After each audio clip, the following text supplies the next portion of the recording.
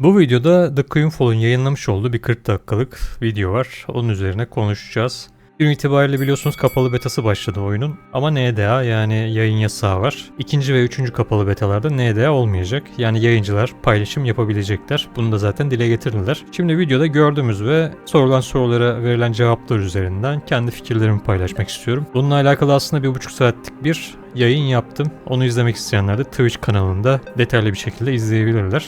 Öncelikle oyundaki kanal sisteminden bahsetmek istiyorum. PvE oyuncuları ve PvP oyuncuları birbirlerinden ayırmışlar. Mantıklı tabii ki. Ancak buradaki avantajların PvE oyuncularına daha düşük verilmesi bence birazcık adaletsizlik oluyor. Yapımcılar hem PvE hem de PvP oyuncusunu mutlu etmek istiyorlarsa ya bu avantajların hepsini kaldırsınlar ya da avantaj olacaksa PvE ve PvP'nin avantajının aynı olması gerekiyor. Büyük ihtimalle zaten bu kanallar arasında geçiş yapılabiliyor. Örnek veriyorum, bir PvE oyuncusu Kanal 2 veya 3'te PvE yaptı ve %20 droplardan, mesleklerden ve gelen %20 XP'likten faydalandı. Ancak Kanal 4, 5 ve 6'ya girenler progres olarak daha çabuk hızlanacakları için daha sonrasında Kanal 2 veya 3'e giriş yapabilecekler. Tabii ki PvP yok diyebilirsiniz ama mantıken doğru değil. Bunların kesinlikle eşitlenmesi gerekiyor. Burada anlıyorum, evet, PvE oyuncusu da PvP yapsın, PvP sunucusuna itelim onları gibi bir mantık güdülmüş muhtemelen. Ama böyle bir mantık güdeceğinize o zaman PvE sunucusu açmayın. Ya da açıyorsanız eşit avantajlar veya eşit dezavantajlar sağlayın. Ben bir PvE oyuncusu olarak buraya ilk baktığımda birazcık ötelendiğimi hissediyorum. Benim gibi düşünen büyük ihtimalle birçok oyuncu da vardır. Bir de yapımcıların genel olarak şunu anlaması gerekiyor. PvE oyuncuları PvP sevmiyor değil. Tabii ki hepsiyle gidip anket yapmadım. Yani hepsine tek tek sormam mümkün değil zaten. Milyonlarca PvE oyuncusu var dünyada. Ancak şu ana kadar tanıştıklarımdan,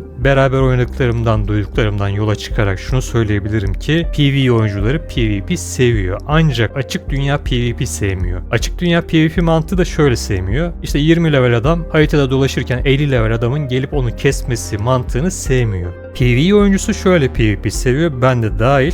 Arena seviyor, savaş alanı seviyor, işte kale savaşı varsa ona katılmayı seviyor ve solo oyuncuların da özellikle tek başlarına girebileceği PvP içeriklerinde MMORPG oyunlarında olması gerekiyor. En son Throne and Liberty'den örnek vermek gerekirse oyunu tek başınıza oynamanızın imkanı yok. Ya bir guild'e gireceksiniz ancak o şekilde guild savaşlarına katılabilirsiniz. Solo oyuncuyu tamamen öldüren bir sistem. Ve bundan mütevellit bu PvE sunucularında da işte arenadır, kale savaşı gibi şeylerin olması, PvP sunucularında da işte açık dünya, PK neyse bunların yapılabilmesi, ama bu farklı sunucularda avantajların eşit olması gerekiyor. İkincisi, karakter oluşturma ekranından bahsetmek istiyorum. Evet, çok detaylı bir karakter oluşturma ekranı var. Zaten bunu daha önceki videolarda dile getirmiştim. Eğer siz bir oyunda karakter oluşturma ekranında her şeyi serbest bırakırsanız, işte renginden tut, karakterin boyutuna, yani böyle minnak karakterler ve kocaman karakterler oluşturulabilecek şekilde her şeyi serbest bırakırsanız, özellikle böyle RPG oyunlarında, yani ortaçağ RPG oyunlarında sırıtacaktır. Ya diyebilirsiniz, işte birçok oyunda var zaten. Evet, birçok oyunda var. Örnek verin, Final Fantasy 14'te de böyle çok küçük karakterler var, daha büyük karakterler var. Ama bunlar ırk. Oyunun dünyasına yedirilmiş. O yüzden sırıtmıyorlar. Bunu da büyük ihtimalle ırksal olarak değerlendiremeyeceğiz. Sonuçta karakter oluşturma ekranında verilmiş. Ama karakter oluşturma ekranı genel olarak oldukça iyi. Onu belirtmek istiyorum. Oyunun arayüzüne çok fazla takılmayacağım. Bunlar değişebilir ama yeterli. Yani bir MMORPG için bence yeterli bir arayüz var oyunda. Daha da gelişebilir. Mesela Ashes of Creation'ın şu anki arayüzü bu oyundan daha kötü bence. Daha iyi bulanlar da vardır illaki ama arayüz bence oldukça iyi. Arayüzün boyutları değişebiliyor, istediğiniz yere taşıyabiliyorsunuz. Bunların olması önemli tabii ki. Aynı zamanda oyunun görselliği de oldukça güzel duruyor. En azından bir MMORPG için oldukça yeterli bir görselliği var oyunun. Onu da belirtmek isterim. Şunu da aslında baştan söyleyecektim, unuttum. Oyuna özellikle scam diyenler için en azından güzel bir video olmuş. Yapımcıları tebrik ederim. En azından scam diyenlerin ağzını kapatmış oldular. Bu açıdan güzel bir video olmuş. Onun dışında ekipman ekranı olsun, çanta olsun oldukça iyi. Yani bence gayet yeterli olmuş. Oyun aynı zamanda hem AMD hem de Nvidia desteği veriyor. Yani hem FSR hem de DLSS oyunda mevcut olacak. Bu da optimizasyon sorunları olmayacağı anlamına geliyor. En azından böyle düşündürüyor. Oyunda optimizasyon sorunu olmayacağını, bunun üzerinde bayağı çalıştıklarını kendileri de zaten dile getirmişler. Oyunun özellikle haritası benim en çok sevdiğim kısım. Gerçekten güzel tasarlanmış. Kimileri işte BDO'ya çok benziyor vesaire diye yorumlar yapmışlardı. Benzeyebilir. oyun oyuna benzer. Bana ilk bakışta daha çok Mount and Blade'in haritasını anımsattı. Çünkü işte kaledir, yerleşkidir, yaklaştığınızda böyle oraları net olarak görmeniz. Bu biraz daha böyle Mount and Blade kafası gibi düşünebiliriz aslında. Haritası gerçekten güzel duruyor ve içerik olarak da bayağı bir yaratık olduğu, bayağı bir herhalde zindan olduğu gözüküyor. Tabii ki yine de oynayıp bakmak gerekiyor.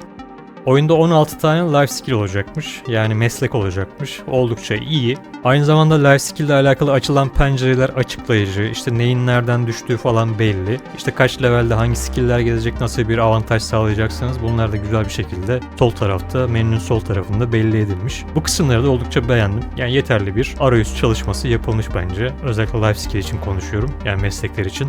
Oyunun dövüş sistemine gelecek olursak ve animasyonlardır, efektlerdir, bunlara gelecek olursak bunların üzerinde tabii ki çalışılması gerekiyor. Gelişeceğini düşünüyorum ama kesinlikle gelişmeli. Özellikle animasyonlar ve efektler üzerinde tekrardan çalışılmalı. Benim efektler hiç hoşuma gitmedi, onu söyleyeyim. Oyun motorunun verdiği efektleri direkt oyuna yerleştirmişler gibi duruyor. Bunların üzerinde biraz çalışılması lazım. Özellikle efektlerin böyle aşırı parçacık efektleri değil de daha böyle bütünsel efektler haline getirilmesi gerekiyor ki zaten o tarz efektler daha güzel durur. Bunun üzerinde kesinlikle çalışılmalı. Aynı zamanda animasyonlar üzerinde de çalışılmalı. Ancak ilk gösterilen bir video vardı. Oradaki animasyonların üzerine birazcık çalışılmış belli. Oyundaki zindanlardan da çok kısa bahsetmek istiyorum. Özellikle slot mantığından bahsetmek istiyorum. Hem açık dünyada hem de zindanlarda moblar böyle üçer üçer elle bırakılmış gibi. Yani birazcık yapay duruyor. Bunların artık yürüme yollarını mı ayarlarsınız, ne yaparsınız bilmiyorum. Yani şu anki oyunlardan da örnek alınabilir. Belki de bilmiyorum, Night Online kafası olsun diye böyle işte slot yapmış da olabilirler. Ancak Night Online 2002'de çıkmış bir oyun. Üzerinden 22 sene geçmiş. Yani birçok oyun örneği var. Onlardan örnek alınmasını ben şahsen tavsiye ediyorum. Yani daha çok böyle 20 sene önce çıkmış oyunlardan ziyade çıkmış ama hala hayatta kalan bu oyun niye hala hayatta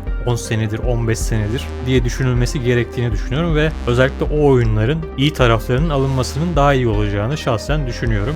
Özellikle bizim Türk yapımcıların, MMORPG yapımcılarının diyeyim, bu Night Online kitlesine hitap edelim zihniyetinden artık çıkması lazım. Eğer bu zihniyetle oyun yaparsanız oyunlarınız maalesef çok uzun ömürlü olmuyor. Gördük yani Rise Online'dan gördük, Kayra'dan gördük. Bu tür oyunlar maalesef sadece belli bir kitleye hitap edebiliyor. Eğer siz yeni oyuncuları da çekmek istiyorsanız yenilikçi bir oyun olmak zorundasınız. Oyunun daha çok karakter oluşturma ekranı, meslek sistemi ve dövüş sistemine videoda yer verilmiş. Ama daha fazla şey görmek isterdim. Yine söylüyorum, işte bir boss dövüşü görmek isterdim. Daha detaylı bir zindan görmek isterdim. Ne gibi PvP içerikler var, onlarla alakalı ufak tefek bir şeyler görmek isterdim. Kervan sisteminden bahsediliyor mesela. Kervan sistemini görmek isterdim. Sadece kervan sistemiyle alakalı 1,5 saat video yayınlayan bir oyun yapımcısı var. Ya sizin de bu tarz dinamiklerle alakalı daha böyle dolu dolu videolar yapmanız bence gerekiyor. O yüzden yani ben şu an izlediğim videoda benim özellikle görmek istediğim şeyleri göremedim. Bunları görmeden de bir şey demek istemiyorum ama